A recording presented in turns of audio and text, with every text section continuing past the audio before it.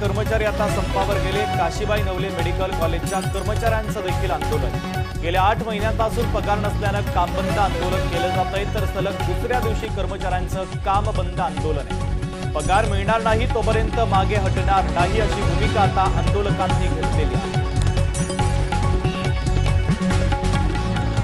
हॉस्पिटलमध्ये कालपासून बसलेलो आहोत, कारण की आम्ही डिसेंबरपासून आमचं पेमेंट थकवलेलं आहे, तर ते पूर्णतः पेमेंट करण्यात यावं। ज्या आमच्या एम्प्लॉईच्या डिमांड आहेत, आमचा इंडियन अबेंडननुसार PF ॲक्ट 1952 नुसार PF आमचा कट होत नाही आहे। आधी कट झालेला, त्याच्यानंतर तोही भरलेला नाही, तो भरण्यात यावा पूर्ण। तो जोपर्यंत संपूर्ण पगार होत नाही आहे तोपर्यंत आमचं हे आंदोलन असंच चालू राहणार आहे। आणि आमच्या इथून पुढचे जे पगार आहेत ते सगळे सविस्तर व्हावेत अशी आमच्या सगळ्यांची इच्छा आहे। हे सगळं सरांना मान्य असेल तर सरांनी आम्हाला तसं येऊन समोरासमोर सांगावं की इथून पुढचे तुमचे सगळे पगार जे आहेत ते व्यवस्थित होतील आणि आतापर्यंतचे सगळे पगार करावेत।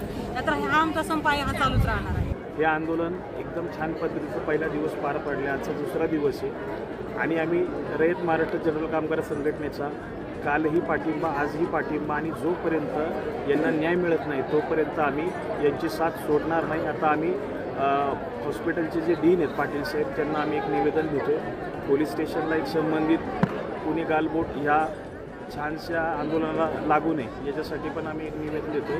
त्यांचं जे आता सध्या सांगणं आहे की बाबा आमच्याकडे पैसे वगैरे काही नाही आहे, तर त्या ठिकाणी वैयक्तिक संघटना म्हणून आमच्याकडे पण काही पुरावे आहेत वैयक्तिक संघटना म्हणून, तर आम्ही ते सादर करणार आहे पत्रकार परिषदेमध्ये।